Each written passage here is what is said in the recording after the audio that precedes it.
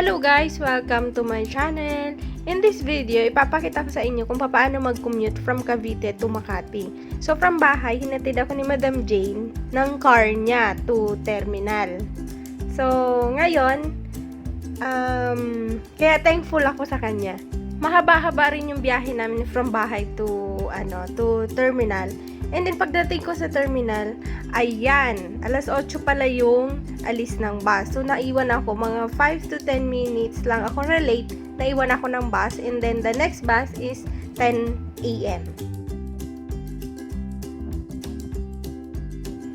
Ayan guys, mag-aantay tayo ng 2 hours. Dumating kami ng mga 8:10, quarter to 8:10, yeah. Exactly, 8:10. And then, wala na yung bus. So, ayan, makikita nyo, sobrang linis na. Ako na lang yung tao sa terminal. And then, naisip ko, kasi umalis ako sa bahay, hindi pa ako nag-ayos ng mukha. So, naisip ko, mag-makeup muna ako, maglagay ako ng mga ano. So, tapos na ako mag-makeup. And then, yun, matagal pa rin yung oras.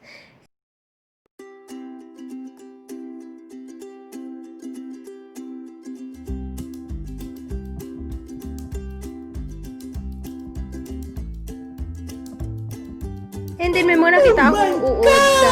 Hindi ko alam kung uod. Basta, kung ano-ano lang makita ko, binibidyohan ko para malibang ako sa 2 hours na pag-aantay.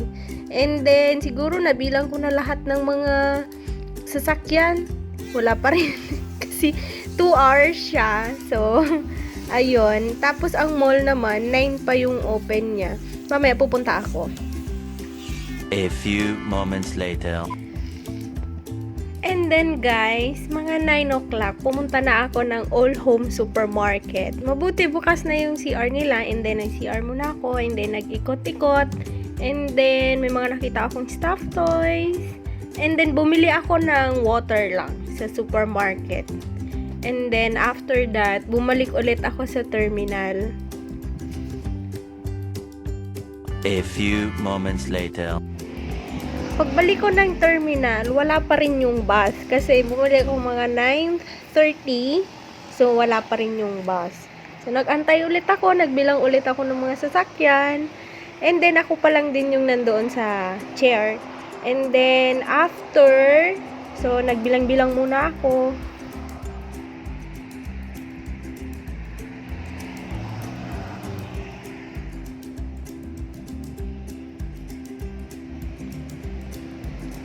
Tapos, may dumating na bus. Nagpila siya dun sa dulo. Ayun siya. Tapos, akala ko, yun na yung bus na sasakyan namin. So, pagtingin ko, hindi pa pala siya.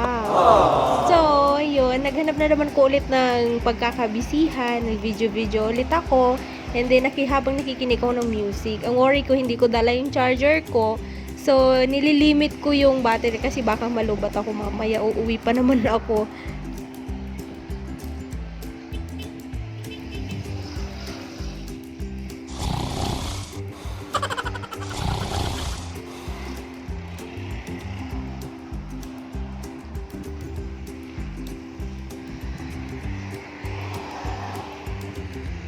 So, maya-maya, marami nang nagdadatingan kasi mga 9:45 na siya. So, ayan, pa isa-isa na siya hanggang mga 5 na kami, 6, 7. Ayan, makikita nyo na. So, excited na ako. 2 hours later. So, finally guys, ito na yung bus. Pero may police dito kanina kasi nagche-check sila kung paano mag-disinfect yung bus sa mga taong sumasakay. So ngayon ayan yung mga police. May dalawang police lang dito. So parang nag-observe. So ayan, makikita nyo naman yung bus. So excited ako papuntang Makati. So 2 hours ako nag-antay, and then papunta ng Makati, abutin siguro mga 1 hour. I-check ko mamaya. So ayan, nasa loob na ako.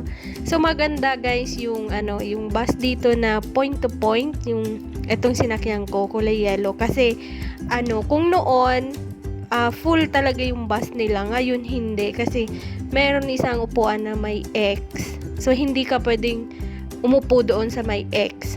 So, maganda, maluwag siya para awareness na rin sa mga tao. Iwas na rin sa mga sakit, ganun.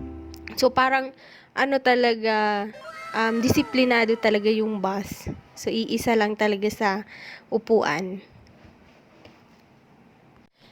So, ayan guys, nakarating ako ng Makati mga 10:45. So, almost 1 hour, almost 1 hour yung biyahe kasi traffic ng konti. And then, from terminal naman dito sa Makati, so, naglakad na lang ako papunta sa office. Almost mga 5 to 10 minutes pag mabilis. Pero pag mabagal-bagal, mga 15 minutes. So, naglakad lang ako. And then, ayan na. Pagdating ko sa office, akala ko wala yung si boss. Nandito pala siya. So, nakalock lang yung door. And then, nagulat siya kasi iba daw yung mukha ko. Sino kaya ako? Natawa ako kasi bigla siyang lumapit. Kasi nagulat siya. Parang kasi naka-face shield ako, tsaka naka-mask ako. So, parang nagulat siya sa akin. So, ayun guys. So, hanggang dito lang yung video ko kasi nandito na ako sa office. Kailangan maging aware sa time. So, yun guys. Maraming salamat sa panunood. Thank you. Bye!